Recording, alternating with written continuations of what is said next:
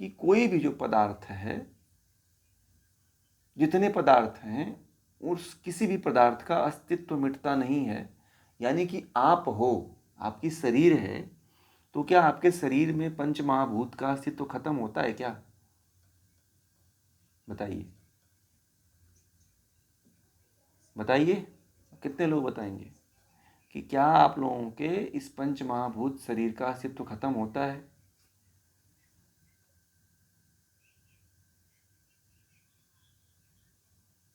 हैं? मूल प्रकृति में विलीन हो जाता है तो कैसे खत्म होगा भाई? हैं? जब मान लीजिए कि मूल प्रकृति में विलीन हो जाता है तो फिर खत्म होने का तो कोई चांस ही नहीं है भाई। हैं? पंचमहाभूत में मिल गया, जल जल में मिल जाता है, पानी पानी में मिल जाता है, आकाश आकाश में मिल जाता है, हैं? पृथ्वी पृथ्वी में मिल जाती है, अग्नि अग्नि में मिल जाती है, वायु वायु में मिल जाता है। तो जब हम जलाते हैं तो मूल प्रकृति में वो विलीन हो जाता है। इसीलिए तो हमारी संस्कृति में बहुत उत्तम कार्य यह है कि किसी को क्या करो, जला दो। जलाने से ये फायदा होता है कि वह अपने मूल प्रकृति में जो शरीर होता है वह चला जाता है।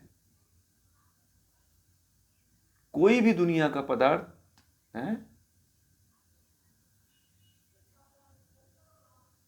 चुका देता है। मैं आप लोगों को इसके बारे में बात कर चुका हूं, सांख्य नहीं पढ़ाया था तब भी इस सूत्र की व्याख्या हो चुकी है।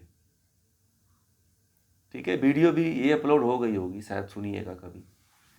तो उसमें मैं यही बताया था कि कभी भी अपने शरीर को दफनाने के लिए, नदी में फेंकने के लिए कभी भी राजी मत होना आप लोग, क्योंकि इस शरीर को मूल प्रकृति में विलीन करना है।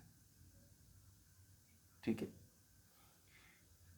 परंतु इसका अस्तित्व नहीं समाप्त होता है।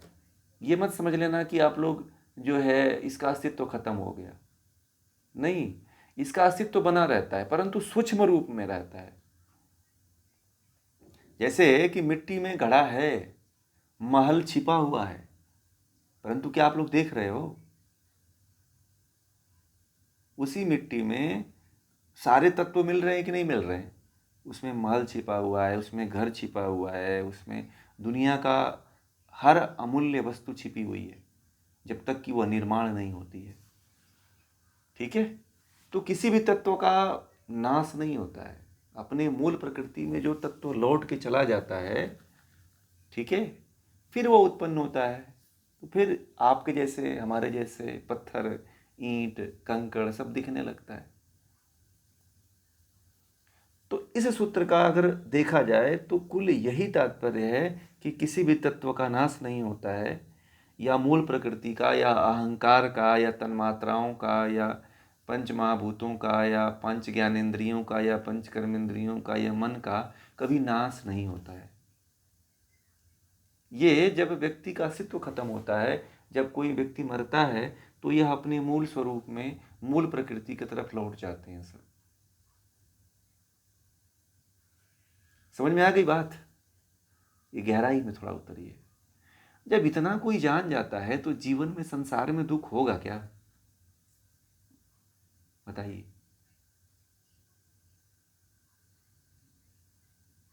किसी को दुख नहीं होगा, क्योंकि उस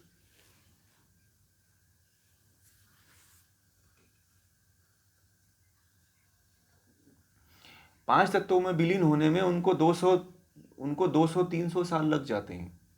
हड्डी इतना तेज 200 साल गलने में लगते हैं, उससे भी अधिक लग जाते हैं।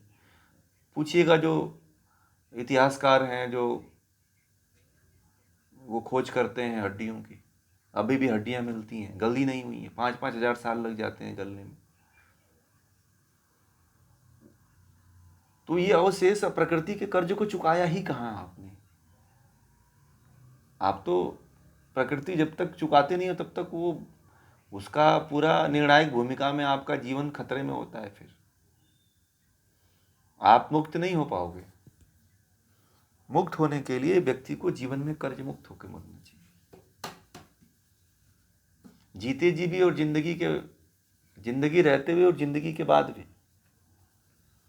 प्रकृति से, खास तरह से प्रकृति के ऊपर किसी भी प्रकार का कर्ज नहीं होना चाहिए।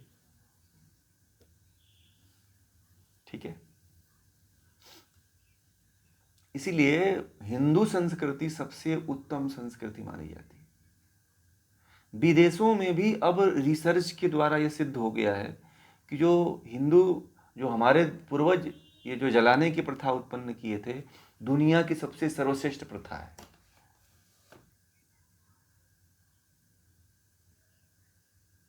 पर्यावरण को दूषित करने का सबसे बड़ा कार्य करते हैं जो दफना देते हैं। और जो चीज जल करके जाता है वो पवित्र हो जाता है, जो अग्नि में भस्म हो गया वो पवित्र हो गया। इसीलिए शमशान की राख को भगवान से पवित्र मान करके उसको अपने शरीर पर धारण करते हैं।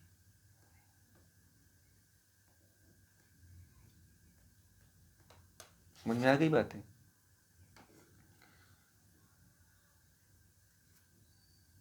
इसीलिए कभी अपने भीतर इस तरह की बात मत रखिए कि मैं मर जाऊंगा, मेरा शरीर नहीं रहेगा। ये जो शरीर है, पता नहीं जो आपका जो शरीर बना हुआ है वह किस व्यक्ति के कौन से मिट्टी का अनाज खा करके बड़े हुए हो आप, और किस व्यक्ति के जले हुए राख से आप अनाज तैयार हुआ होगा, वो आपके शरीर में जा करके वो बन रहा है, वो मांस बन रहा है, वो हड्डी बन रहा है, वो मज्जा बन रहा है, वो शुक्र बन रहा है। ये आपको नहीं पता है।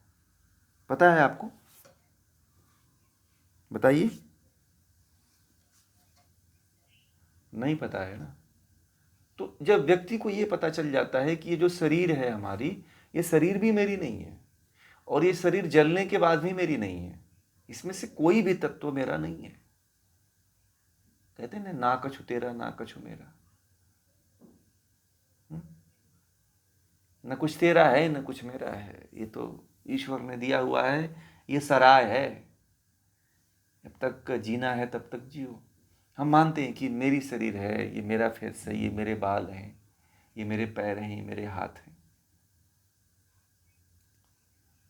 व्यक्ति को जीने का ढंग तभी पता चलता है जब इन शास्त्रों को व्यक्ति पढ़ता है। फिर व्यक्ति को कभी जीवन में दुख नहीं होता है, कष्ट नहीं होता है, पीड़ा नहीं होता है। फिर वो समझ जाता है जन्म मृत्यु का जो चक्र चल रहा है, इसके उसके जीवन में बहुत बड़ा कोई परिवर्तन नहीं लाता है। आम इंसान तो सिर पटक के रोते रोते जिंदगी भी अपना खो देता है, परंतु वह जो होता है उसके जीवन में कोई प्रभाव नहीं पड़ता है, क्योंकि ये बात उसको पता होती है कि ये शरीर का हर तत्व मूल प्रकृति में विलीन हो जाना है, और यही मूल प्रकृति जो है पुनः से नए संसार का, नए व्यक्ति का निर्माण करती है। प्रकृति जो आप छोड़ के जाते हो उसको दूसरे को दे देती है कि लो तुम अब विकास करो, तुम आगे बढ़ करके अपने आप को मुक्त करो, क्योंकि मैंने जिसको ये शरीर दिया था वो मुक्ति नहीं हो पाया, अब तुम करो, तुम्हारी बारी है। हर बार यही होता है और आप भूल जाते हो, क्रम यही से ही चलता रहता है। आप खो जाते हो। मैंने एक दिन आप लोगों से पूछा था कि आप लोगों के जीवन का उद्देश्य क्या है,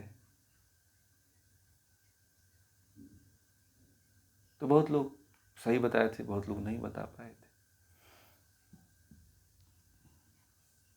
अभी भी आप लोगों से बात करूं कि आप लोगों के जीवन का अस्तित्व क्या है, तो अभी आप लोग सटीक उत्तर नहीं दे पाओगे।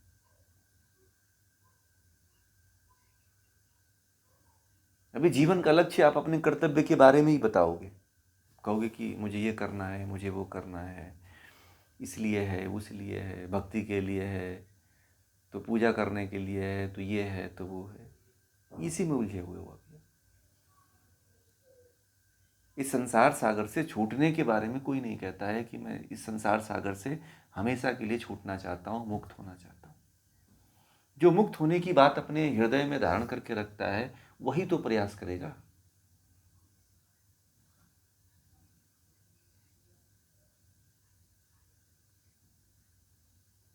बताइए, वही प्रयास करेगा ना